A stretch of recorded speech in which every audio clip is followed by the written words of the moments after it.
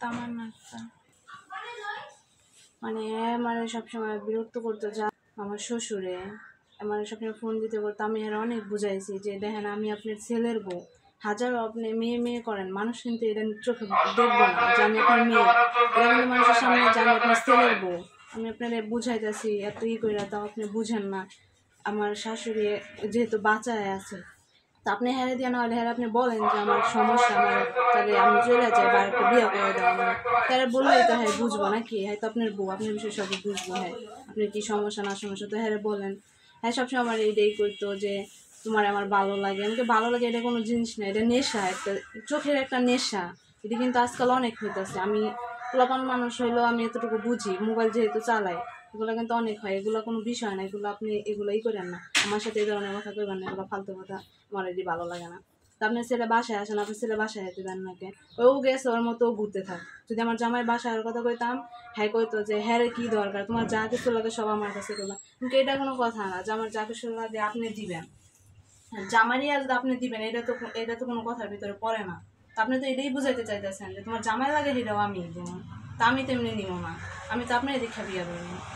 আমার ফ্যামিলিকে আপনার দেখে বিয়ে দিচ্ছে, আমার জামাই দেখে আমার বিয়ে দিচ্ছে, জামাই আমার কথা বললেই হ্যাঁ আমার লাগে ঝগড়া করে, কারণ এইটা আমি এমনি করে তাহলে আমি থাকবো না। মানে হ্যাঁ ভালো করে জান আমার ফ্যামিলির সম্বন্ধে, যে আমার বাড়ির লোক সবাই আমরা গরিব, আমি বাড়ি গেলেও আমার কোনো ইয়া নাই, এ জায়গায় আমার আশাই লাগবে, ওই জায়গায় আমার দিয়ে যায়।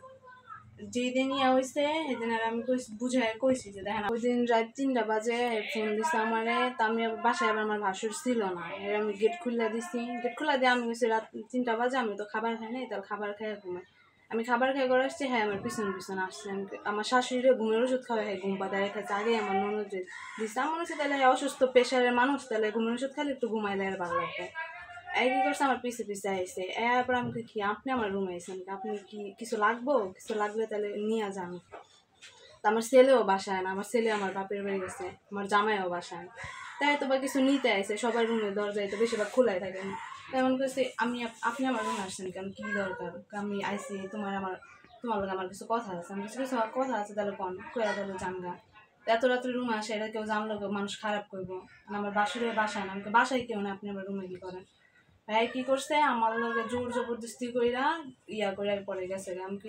এগুলা যে করলেন, এখন আমি এগুলো মুখ দেখানো কেমন না পারম, আমি কাউরে কইতে না পারম আমি সত্যি। পরে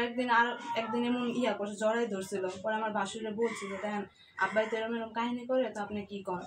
তুমি চুপ করো, এগুলো কোন ধরনের কথা কও, আমার বাপে এই ধরনের মানুষই না, হ্যাঁ আমার ধমকা এমন করে ভয়ময় দেখায় চুপ করে রাখছে, আমাকে আচ্ছা আরেকদিন যদি বেশি কিছু হয় তখন আপনি কইবেন যে আমার বাপে এগুলো কিছুই করে না, এগুলো তুমি বানায় আমার বাপের নাম মিথ্যা কথা বলতেছো।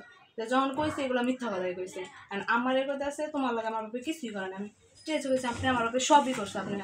আপনার সাথে আমার সাথে আপনার বাপে শারীরিক সম্পর্ক এই দিয়েও করে গেল আপনার বাপে, তাও আপনি এখনও কোন যে দাঁড়ায় যে আমার বাপে কিছু করে নাই, উল্টা আপনার বাপে আমার উপরে দোষ দিচ্ছে, যে হেরা দুইজন নাকি নিজের চোখে দেখছে আমার ঘরে একটা বেডা মানুষ আইসা আমার 1000 টাকা দিয়ে গেছে, তো যখন দেখছে তখন হেরা আমার ধরলো না কেন,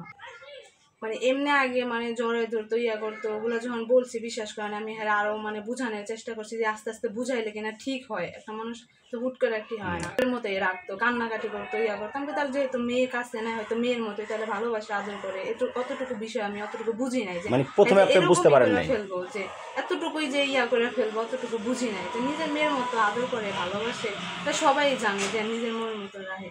আমি বলি আচ্ছা থাকে এতটুকু কিছু না, তো এতটুকু বিষয় কিছু নিলাম না, তাও আমি বলছিলাম আমার বাসুরের যে দেখেন আব্বাই কিন্তু এরকম, আমার কিন্তু এগুলো ভালো লাগে না, এই বিষয় খারাপ লাগে, হাজার হোক আমি কিন্তু আর মেয়ে না, আমি আর ছেলের বউ। একবার হয়েছে বৃহস্পতিবার রাতে, শুক্রবারে যখন আমার হাজবেন্ড একটু ওই সাথে বাসায় আসছে, ওরা আমি বলছি, পরে বলার পরে ওই মানে কান্নাকাটি করে ওর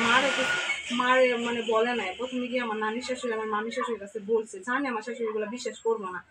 পরে বলার পরে হ্যাঁ পরে বলছে এটা আমার শাশুড়ি বিশ্বাস করে না, হ্যাঁ উল্টা আমার উপরে দোষ চাপাই দিতেছে, আমি খারাপ, আমি অনেক কিছু করছি, এটা সেটা শুক্রবারে বৃহস্পতিবারের গত মাসে নভেম্বরে, হ্যাঁ হ্যাঁ নভেম্বরের শেষের দিকে, আজকে তো মাসের 4 তারিখ না, নভেম্বরের শেষের দিকে, তখন বাসায় তখন কেউ ছিল না, কারণ আমার রুমে থেকে চিল্লাফাল্লা করলে আওয়াজ বাহিরে যায় না, ফ্যান চললে আমার রুমের আওয়াজ বাহিরে যায় না, দিনের বেলায় বাহিরে আওয়াজ যায় না, তো রাতের বেলায় ছিল ঘুমায়, আমার ননদ তো ছোট মানুষ, ও তো ফোন চালায় ঘরের ভিতরে থাকে, হ্যাঁ রুম একটা রুমের পরে এলো হ্যাঁ রুম, তো এই রুমে তো হাজারো চিল্লাইলো রুমে আওয়াজ যায় না, আর বাসাটা তো পুরো নির্জন জায়গার ভিতরে, জায়গা থেকে কোনো ইয়া হয় না, পরে আমি বলছি বাইরেও তো বাসায় ছিল না, কারণ আমি তো বাসায় ছিলাম না, ঠিক আছে, তুমি ডাকতে পারতা কাউরে, আমি ডাকছি, এরা না হলে এটা কি আমার দোষ? হ্যাঁ, বেড়া মানুষের লোক আমি পারি। আমি চাই হ্যার একটা ভালো শাস্তি হোক, আর আমি বিচার চাই, ভালো একটা হোক।